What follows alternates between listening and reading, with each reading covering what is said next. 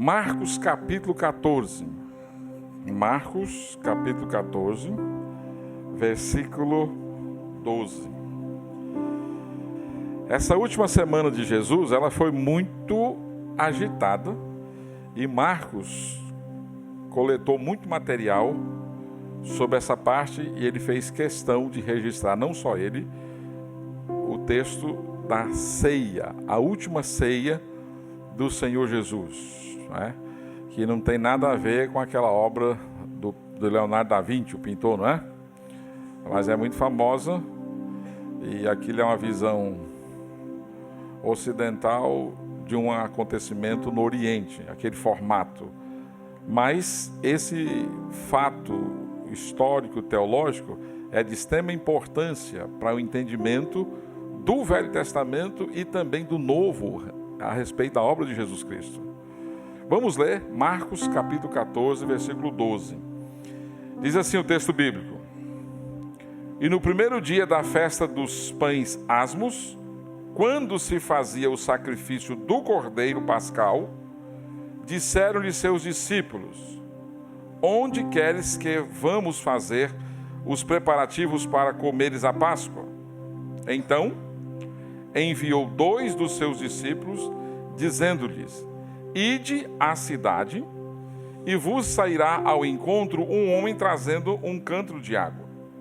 Segui-o, e dizei ao dono da casa, onde ele entrar, que o mestre pergunta: Onde é o meu aposento, no qual hei de comer a Páscoa com os meus discípulos? E ele vos mostrará um espaçoso cenáculo mobiliado e pronto. Ali fazei os preparativos. Saíram, pois, os discípulos, foram à cidade e, achando tudo como Jesus lhe tinha dito, prepararam a Páscoa. Ao cair da tarde, foi com os 12, quando estavam à mesa e comiam, disse Jesus: Em verdade vos digo que um dentre vós, o que come comigo, me trairá. E eles começaram a entristecer-se e a dizer-lhe, um após o outro: Porventura sou eu? Respondeu-lhes: É um dos 12, o que mete comigo a mão no prato. Pois o Filho do Homem vai, como está escrito, a seu respeito. Mas ai daquele por intermédio de quem o Filho do Homem está sendo traído. Melhor lhe fora não haver nascido. E, enquanto comiam, tomou Jesus um pão e, abençoando-o, o partiu e lhes deu, dizendo: Tomai, isto é o meu corpo. A seguir, tomou Jesus um cálice e, tendo dado graças, o deu aos seus discípulos e todos beberam dele. Então lhes disse: Isto é o meu sangue, o sangue da nova aliança, derramado em favor de muitos. Em verdade vos digo que jamais beberei do fruto da videira até aquele dia em que eu hei de beber novo no reino de Deus. Tendo cantado um hino, saíram para o monte das Oliveiras. Esse registro nos remete à ideia do Antigo Testamento, do Êxodo, quando Israel foi liberto da escravidão do Egito. E eles instituíram a ceia exatamente naquele momento, celebrando assim a libertação do cativeiro. E aqui nós temos no Novo Testamento a celebração daquela Páscoa, indicando que a morte do servo, do Senhor Jesus, daria pleno, total cumprimento ao significado daquela festa judaica e, ao mesmo tempo, a instituição da nova aliança. E já que essa cena nos remete ao passado e nos traz a um novo momento, a nova aliança, isso nos lembra exatamente o plano de Deus na história da redenção, o que Deus tinha em mente. E quando nós olhamos para essa passagem, algumas verdades são reveladas. A primeira: Jesus está no controle de todas as circunstâncias de tudo aquilo que envolve o seu plano. Você percebeu que estava próximo à Páscoa, Jesus conversa com os discípulos e dá uma instrução clara de quem está sabendo tudo o que vai acontecer. Alguém que tem todos os detalhes e está sob controle de todas essas coisas. E esta Páscoa, os preparativos da Páscoa, refletem exatamente o controle que o servo Jesus exercia sobre as circunstâncias que cercavam a sua morte, que estava se aproximando. Jesus não está assustado com o que está prestes a acontecer. Ele não está pensando num plano B. Ele sabe exatamente o que vai acontecer. Discretamente, ele fala com 2 discípulos para irem até a cidade. E a dica é o seguinte: vocês vão encontrar um homem carregando um cântaro. Isso por si só já não era comum. Homens carregando cântaros de água. Isso era um serviço muito mais associado ao universo feminino. Mas não que houvesse algum tipo de proibição. Isso ficava mais fácil para os discípulos identificarem esse homem.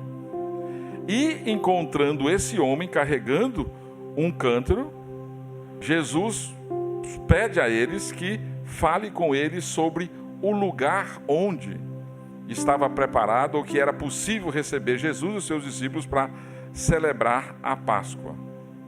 Agora, que lugar é esse? Era a casa de quem? Alguns estudiosos sugerem que era a casa de João Marcos. É possível que seja a casa dele, por várias razões, que também não faz diferença nenhuma se fosse na casa de outra pessoa, mas só por uma questão de curiosidade, né? E Marcos retoma, liga esse fato ao acontecimento do Antigo Testamento. E quando a Bíblia faz isso, nós descobrimos que a Bíblia tem uma grande unidade. Ela é uma grande unidade. Não é um livro fragmentado, não é uma coisa desconexa, não é um conjunto de histórias que não faz nenhum sentido. E tem um fio condutor, o plano redentor, o plano de redenção que Deus estabeleceu para o homem pecador, que envolvia Deus se fazendo homem e sendo oferecido como sacrifício vivo a Deus, como substituto pelos os pecadores. Jesus Cristo é o grande tema dessa unidade bíblica. O Filho do Homem, como é tratado, esse tema vem do profeta Daniel. Em Isaías, Jesus é o noivo, e os feitos que cumpriram as profecias do Antigo Testamento, tudo relacionado ou direcionado à pessoa de Jesus Cristo. E aí você não pode desprezar esses 2 momentos das Escrituras, o Antigo e o Novo, exatamente porque eles têm uma unidade. Você precisa entender a relação do Antigo Testamento e do Novo para você entender isso que está acontecendo. E essa relação direta. E o fato que do Velho Testamento que deve vir à nossa mente é exatamente aquela primeira Páscoa, a última praga no Egito, lembra? Era necessário que Israel se preparasse um cordeiro sem mácula, perfeito, macho, e essa carne fosse assada. As pessoas deveriam participar desse momento como que estando prontos para a viagem, para sair de viagem. Eles também beberam ervas amargas, juntamente com essa refeição. Comeram a carne do cordeiro, e o sangue do cordeiro eles aspergiram na porta dos lados e do lado superior. E o anjo da morte, passando naquela casa, vendo o sangue do cordeiro, ele não entrava. Mas a casa que não tinha o sangue dos umbrais, dos portais, o primogênito morreria. Foi um caos. O Egito sepultou no outro dia muitos dos seus filhos, porque não acreditaram na palavra do Senhor, trazida por intermédio de Moisés. E eu não duvido também que algum judeu rebelde também não tenha feito.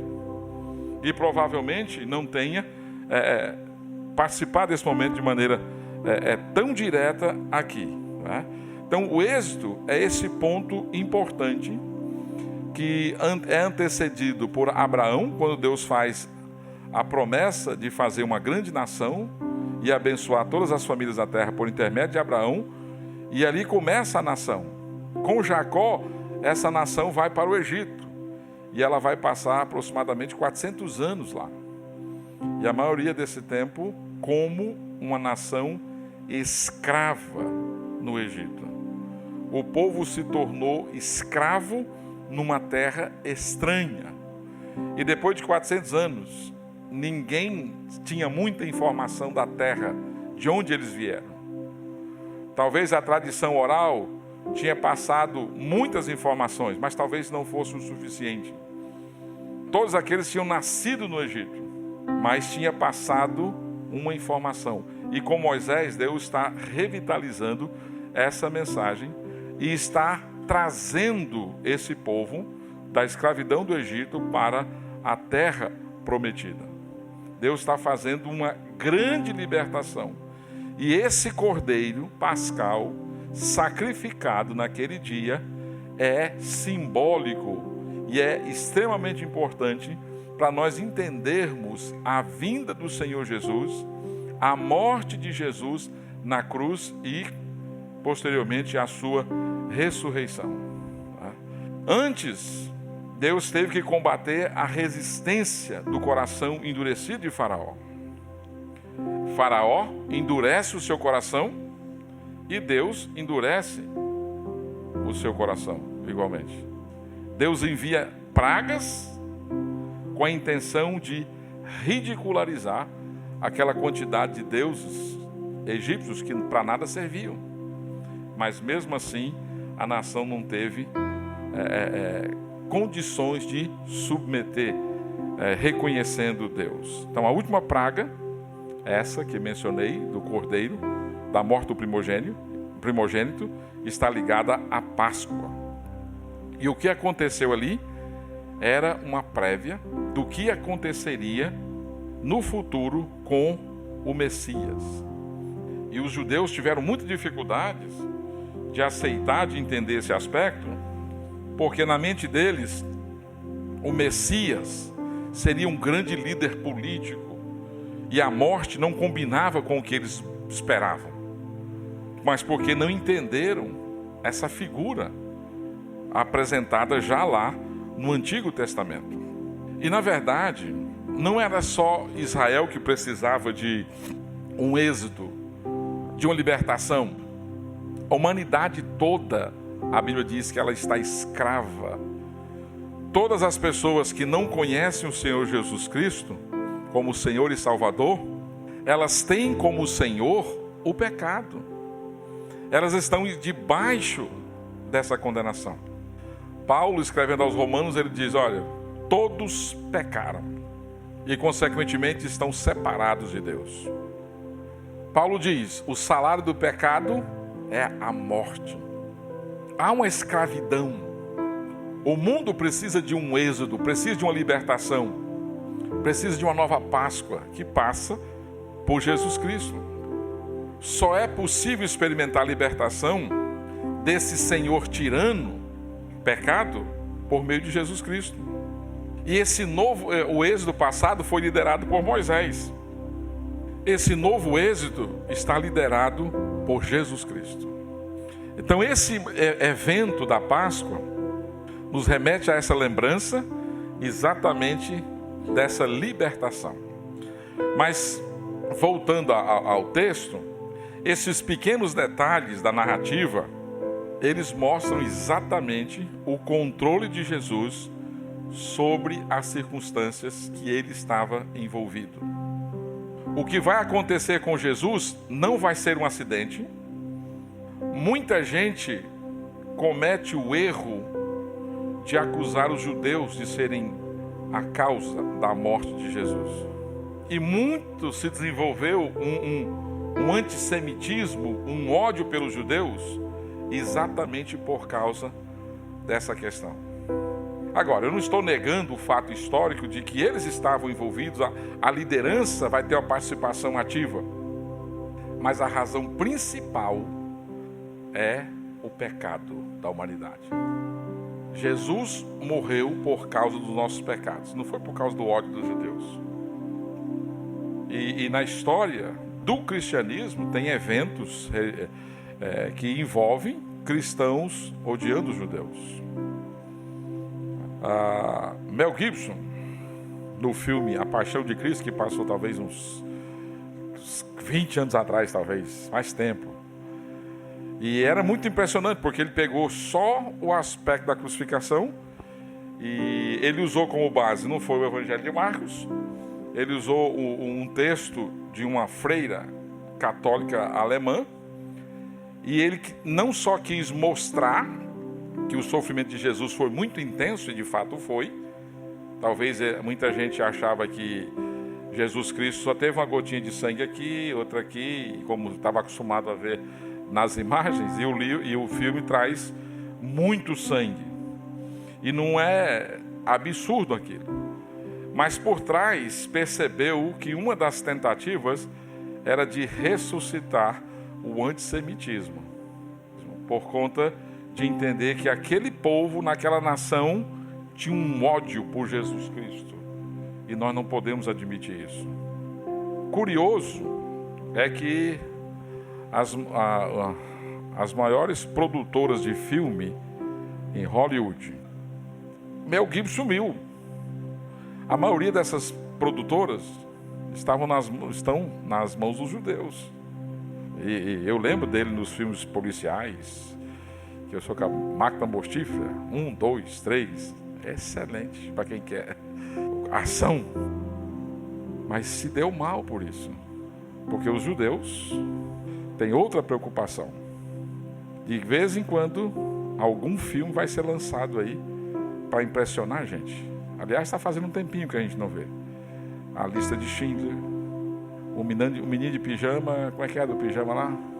Pijama Listrado, e outros filmes mais. Por quê? Porque eles têm um compromisso de manter viva na nossa mente, ou do mundo, o Holocausto. Tanto é que quando alguém nega o Holocausto, você vê notícia repercute no mundo todo.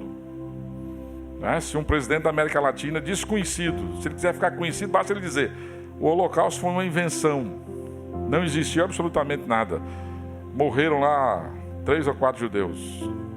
Vai repercutir no mundo todo, porque isso não pode se repetir. Mas não é só contra os judeus. Eu não quero sair da linha, mas quantos índios morreram na América Latina? Até por companhias religiosas, para dominar.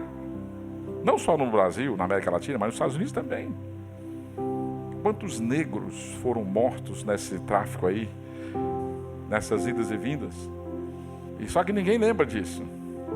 Mas 6 milhões de judeus a gente lembra. Mas o erro do Mel Gibson foi querer, e é um erro teológico, porque ele não conhece teologia, foi querer cultivar, em um certo sentido, um antissemitismo, ressuscitar um antissemitismo. A Igreja Católica é antissemita na sua história. Lutero foi um antissemita, um reformador. Então esse é um problema, por conta de uma compreensão equivocada a respeito da morte de Jesus. Jesus não foi vítima de um latrocínio, não foi vítima de um complô político. Jesus foi vítima do plano eterno de Deus. Apocalipse 13:8 diz que Jesus é o Cordeiro que foi morto antes da fundação do mundo. Os teólogos antigos gostavam de pensar que tem uma aliança entre Pai, Filho e Espírito Santo. E na eternidade, antes da criação, quando não existia nada, o Filho se comprometeu em se tornar homem e morrer pelos pecadores. E quando ele nasce já com essa missão no plano de Deus. Era uma questão de tempo. E aqui nesse preparativo que antecede a morte dele, nessa última Páscoa, ele está em controle da situação.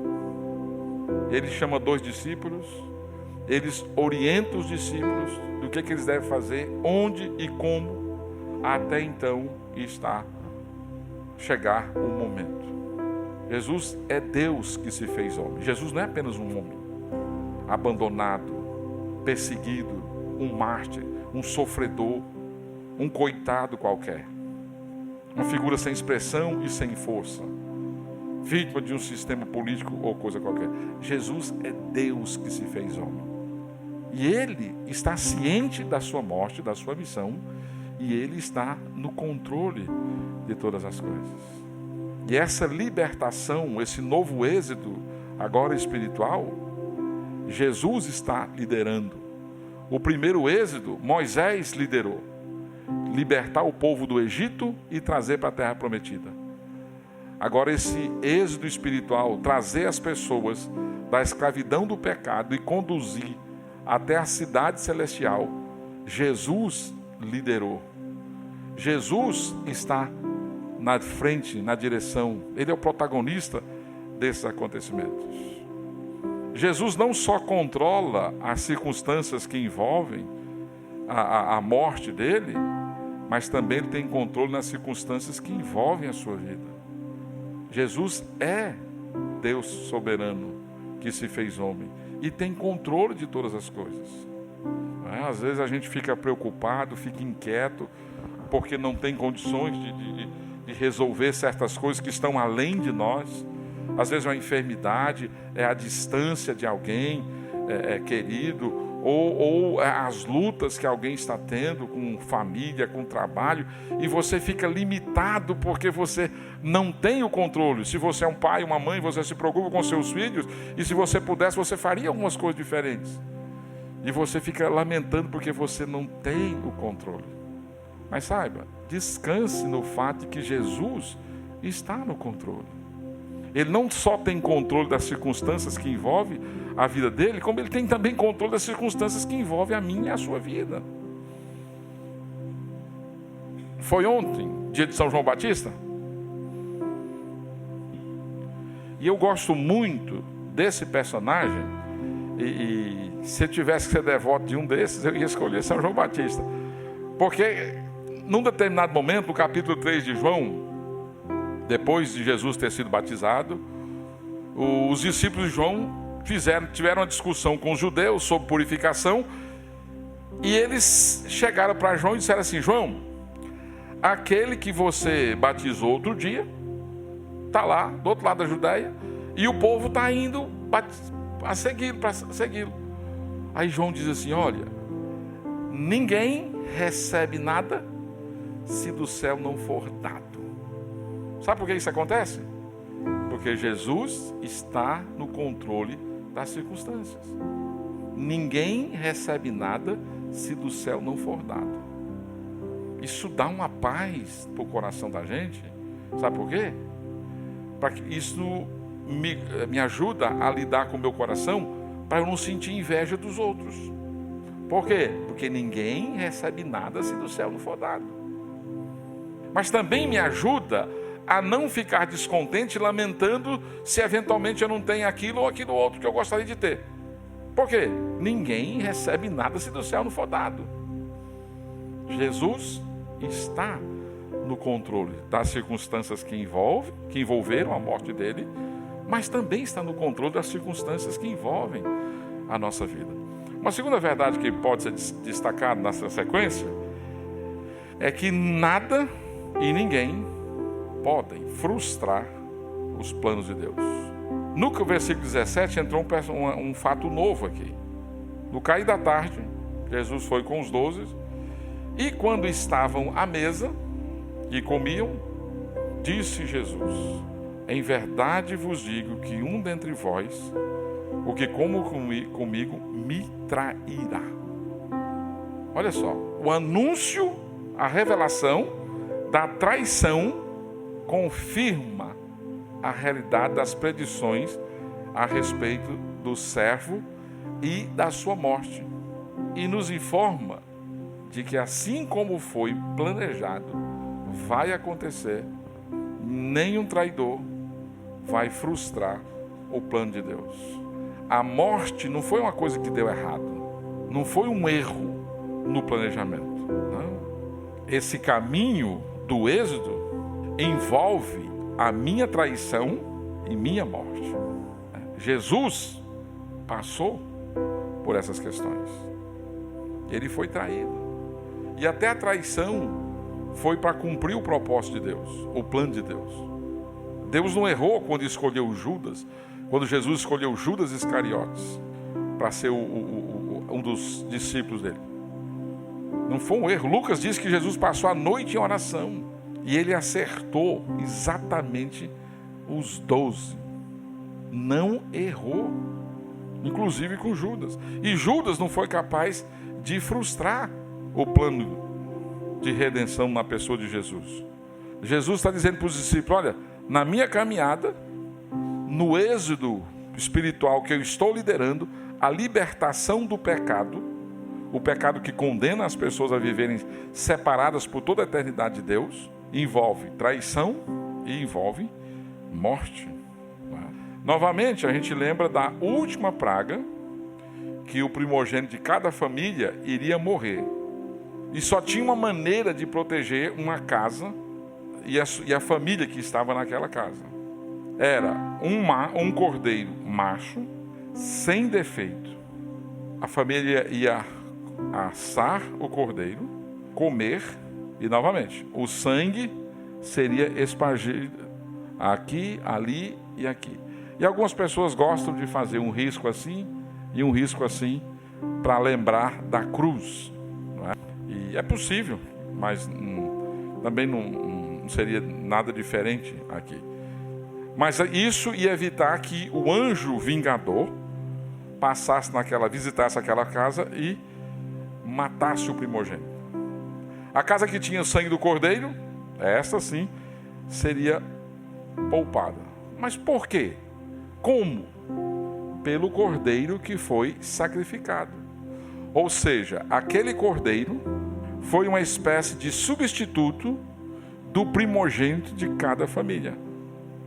Isso é tão importante que se começa então um novo tempo comemorando essa libertação.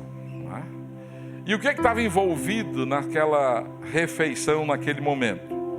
Ervas amargas, que era para lembrar dos tempos difíceis que eles passaram no Egito, pães sem fermento, porque não dava tempo de esperar a massa crescer, mas também para simbolizar um novo tempo, não é? Uma nova vida a partir daquele momento ali, daquela experiência de ser libertos aí da escravidão do Egito ali, né? Essa nova vida na presença do Senhor.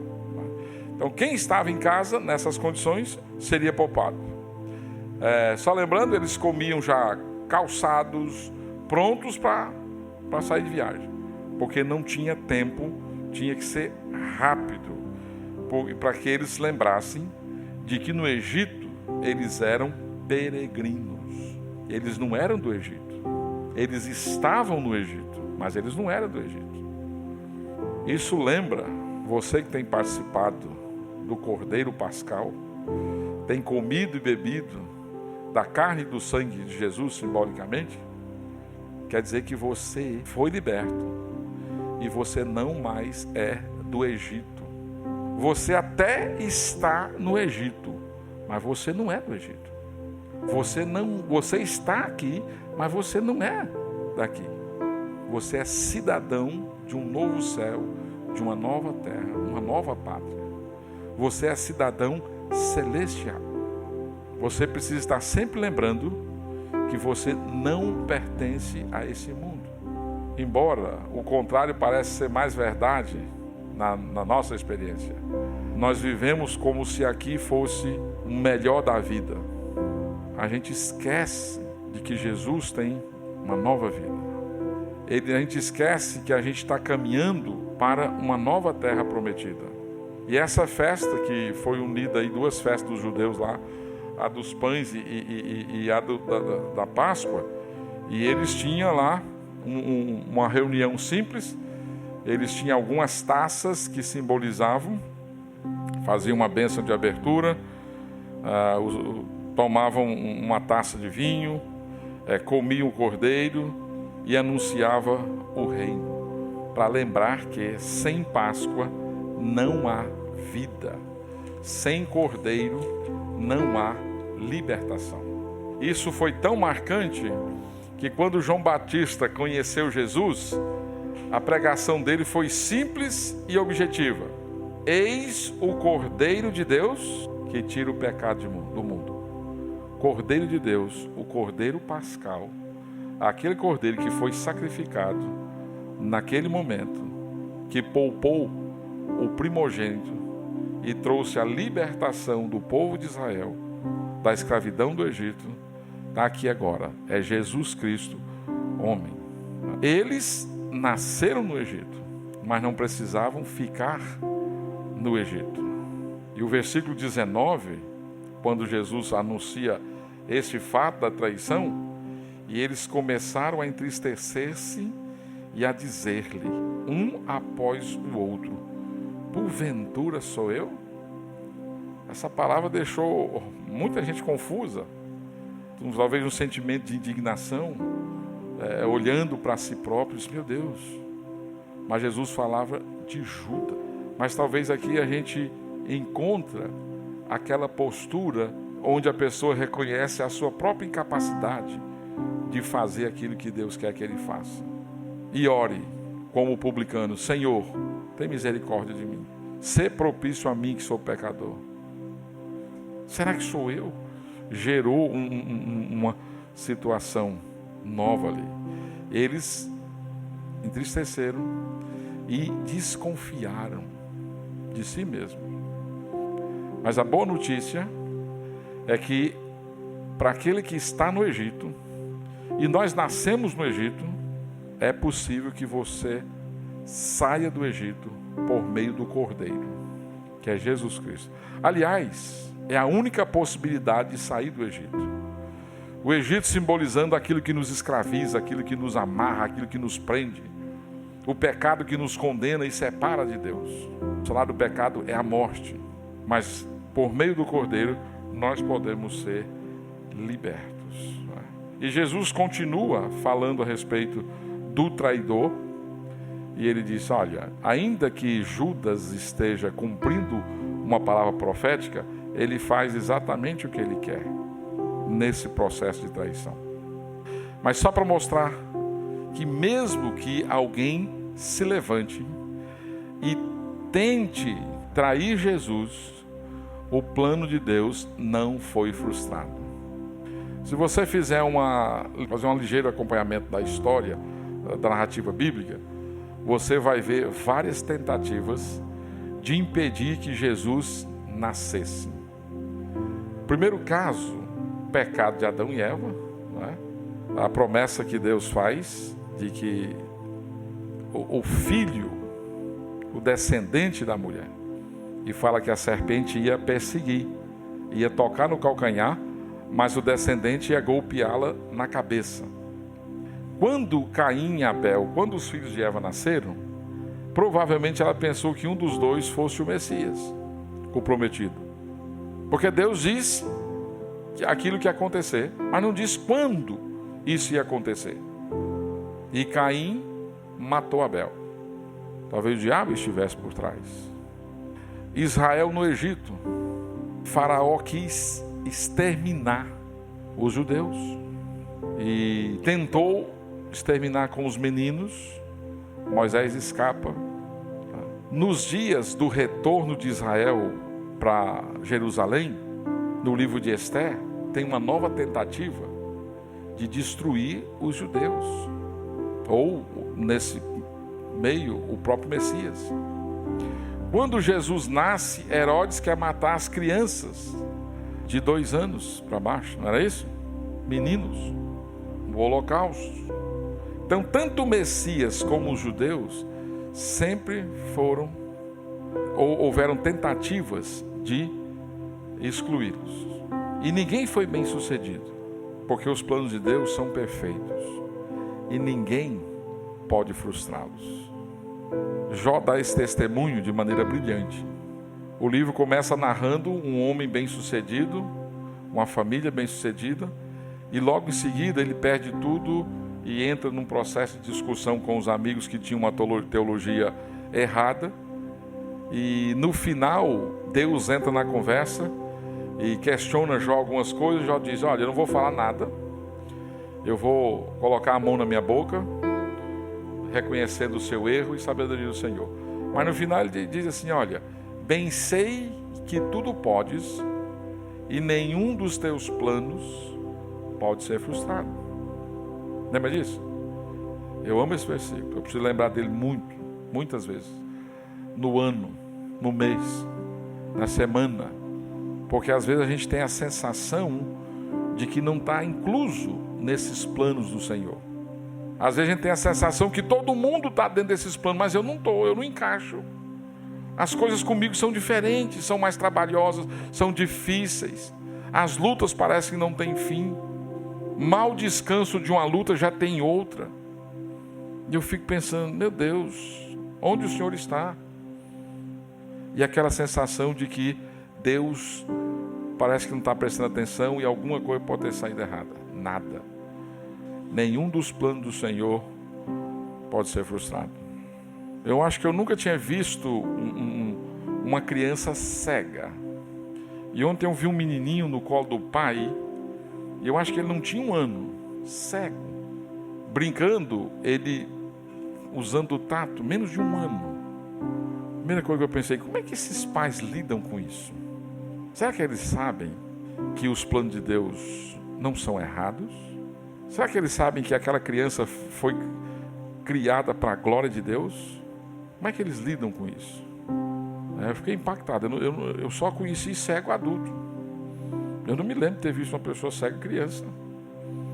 Mas para ser adulto você tem que ser bebê. Então quando eu vi um bebê eu fiquei chocado. Bem pequenininho no colo do pai. Como é que a gente lida com isso? Como é que a gente está nesse mundo que não é mais nosso? Como é que a gente lida com os planos de Deus? A gente aceita os desígnios do Senhor? Ou a gente fica frustrado? Ou quando tem problemas, luta, a gente logo conclui: alguma coisa está errada. Jesus, um dos seus, o traiu. Nem por isso o plano foi frustrado, porque isso também fazia parte dos planos. Por fim, no caso de Jesus, os planos de Deus se cumprem perfeitamente na pessoa dele. No versículo 22, e aí tem a refeição propriamente dita, até no versículo 26. Então essa refeição pascal, ela é investida de sentido mais profundo, quando no meio dela, Jesus anuncia a si mesmo como o sacrifício que garante a nova aliança. Vocês perceberam no livro de Marcos que Jesus só fala da morte dele depois do capítulo 8, 10. E ele fala poucas vezes. As primeiras vezes os discípulos têm dificuldade, eles não entendem, eles não querem acreditar. E é difícil para eles aceitar que Jesus vai morrer. E agora Jesus se coloca como sendo o sacrifício perfeito de Deus, que dá garantia dessa nova aliança. Versículo 22. O seu corpo seria quebrado como o pão. Esse pão sem fermento, ele parece mais uma bolacha creme crack do que um pão. Então Jesus está dizendo: olha, esse pão quebrado aqui é o meu corpo. Enquanto comiam, Jesus tomou o pão e, abençoando, o partiu e deu-lhe, dizendo: tomai, isto é o meu corpo. Eles estão na ceia, na Páscoa, que remete o êxodo, que eles sabem como judeus, que aquilo celebrava a libertação, e ele se coloca agora como sendo aquele cordeiro, aquele pão. Jesus não está dizendo que eles estão comendo a carne dele literalmente, mas ele está anunciando o seu corpo que seria quebrado como pão. A gente sabe que o corpo de Jesus não foi quebrado absolutamente nada, por causa de uma palavra profética usada nos Salmos. Versículo 23 e 24, Jesus mostra que o sangue dele seria derramado como vinho. E tomando o cálice, rendeu graças e deu-lhe. E todos beberam dele. E disse-lhes: isto é o meu sangue, o sangue do pacto, que por muitos é derramado. É o sangue da aliança, do pacto, a nova aliança. Então Jesus está fazendo aqui uma dramatização de muito impacto. Ele pega o pão e diz: olha, isso é meu corpo. Ele pega o vinho e diz: isso é meu sangue. E comer e beber daqueles elementos era participar, era estar literalmente ligados a Jesus. E eles não tiveram dificuldade de entender o que Jesus estava falando. E ninguém tem dúvida mais a respeito da morte de Jesus. Mas também tem uma palavra de esperança naquela cena. Aquela oferta apontava para a consumação do programa do reino de Deus. Quando Jesus retornasse, o versículo 25, em verdade vos digo que não beberei mais do fruto da videira, até que aquele dia em que o beber novo no reino de Deus. Cantaram um hino de louvor a Deus e saíram para o Monte das Oliveiras. Interessante. Foi um momento dramático, foi um momento de anúncio de morte, e os discípulos foram grandemente impactados com aquilo, com a morte de Jesus. Ele se colocando como o cordeiro, ele se colocando como o pão, o vinho, naquele momento. E o que eles fazem? Louvam a Deus, cantando um hino. Expressam louvor a Deus, gratidão a Deus, pelo plano perfeito em Jesus Cristo. Por isso que a ceia é celebração. É um momento de louvor, é um momento de gratidão pelo que Jesus Cristo fez. Ele foi o cordeiro que morreu no nosso lugar. O sangue dele foi colocado na nossa casa para guardar aqueles que estão lá dentro. Agora, não vai pegar sangue de algum animal e botar na porta da sua casa e dizer que o pastor falou que tem que botar sangue na porta de casa, né? Sacrifício de animais é contra a lei. Você pode ser preso. Mas o que eu estou dizendo é que Jesus Cristo, o sangue de Jesus, a morte de Jesus, substituiu a mim e a você na cruz do Calvário. E os discípulos entenderam. Nós precisamos de um substituto. Aquela ideia dos judeus prepararem anualmente aquela ceia, aquela Páscoa, remetia exatamente essa ideia, né? E essa Páscoa aqui foi uma prévia do que Jesus veio fazer, do que João Batista já tinha dito: eis o Cordeiro de Deus que tira o pecado do mundo. E o plano de Deus foi perfeito, atendeu plenamente às exigências do Criador e às necessidades do homem. Porque Pai, Filho e Espírito Santo, nessa aliança eterna, Deus planeja o homem, determina criar o homem, e junto com isso também a possibilidade do pecado e tal, e a própria redenção. Só que Deus é perfeito e justo em si mesmo. Quando o homem cai em pecado, ele fica impedido de relacionar com Deus. Porque Deus não é perfeito? Deus não pode relacionar com pecadores, porque a natureza dele não permite isso.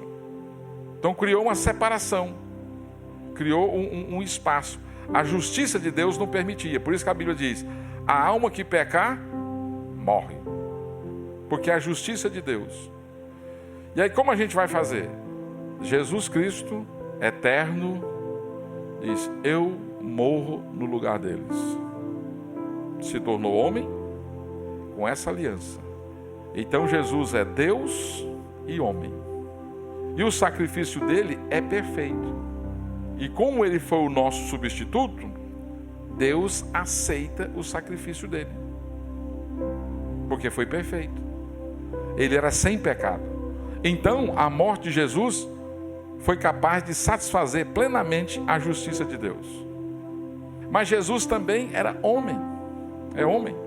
Porque tinha que ser um homem que morresse pelos pecadores. Não dá para ser um anjo, não dá para ser outra pessoa. Mas todos eram pecadores, não podiam fazer. Então Jesus, homem, sem pecado, pôde atender às nossas necessidades. Então quando ele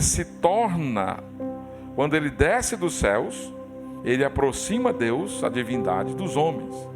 E quando, na sua humanidade, ele volta aos céus, depois da sua morte, ele aproxima a humanidade de Deus. Então ele satisfaz a exigência divina e supre a necessidade humana. Por isso que Jesus Cristo é o único mediador. Ele é o único capaz de fazer isso. Ninguém poderia nos substituir, por melhor que tivesse a intenção. Alguém poderia dizer, olha, eu vou me entregar aqui para morrer pelos pecadores. Mas ele era um pecador como os outros, como é que podia fazer isso? Então só Jesus Cristo podia fazer. Então Jesus está dizendo para os discípulos, olha, prestem atenção aqui. Assim como é partido esse pão, meu corpo é partido por vocês. Assim como se derrama esse vinho, essa taça de vinho vermelho, meu sangue é derramado por vocês. Os discípulos entenderam essa mensagem aqui. O Cordeiro Pascal trouxe a visão, esse símbolo de sofrimento e morte, trouxe libertação. Porque quem tem fé no Cordeiro tem os seus pecados perdoados. Quem olha para a cruz de Jesus e entende que ali ele morreu no seu lugar como substituto, e entende que ele é o único que pode salvar você, a Bíblia diz que você é salvo. E aí você confessa com a sua boca que Jesus Cristo é Senhor, e no seu coração você crê que Deus o ressuscitou e ele está vivo, você é salvo. Você tem o perdão dos seus pecados. Não tem outro meio de libertação a não ser por meio do Cordeiro. E isso ficou claro para aqueles discípulos aqui. E Jesus louva a Deus por estar cumprindo o plano eterno do Senhor.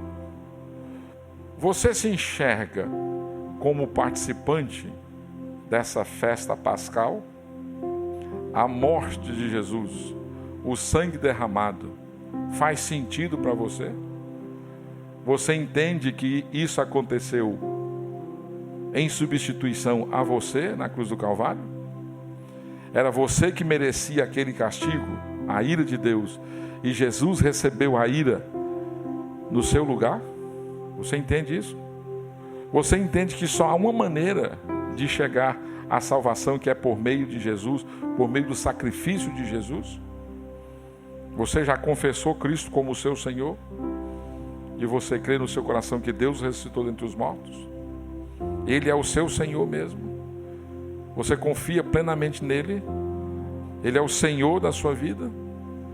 Ou é aquele líder que não foi bem sucedido e morreu numa cruz?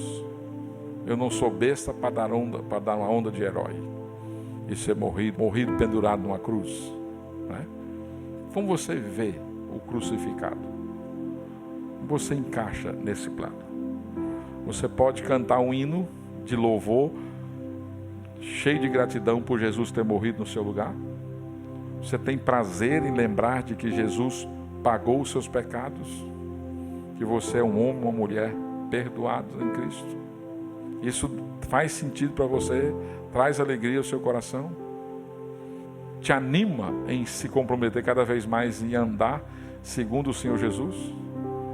Porque Ele deu a vida por você. Um hino antigo que cantarmos às vezes nos dias de ceia: morri na cruz por ti, que fazes tu por mim? Lembra disso? Esse é um hino que nos desafia, por gratidão a Cristo, servi-lo. Não é para ganhar algum benefício, porque Jesus já fez na cruz, mas é por gratidão, ter o desejo de servi-lo.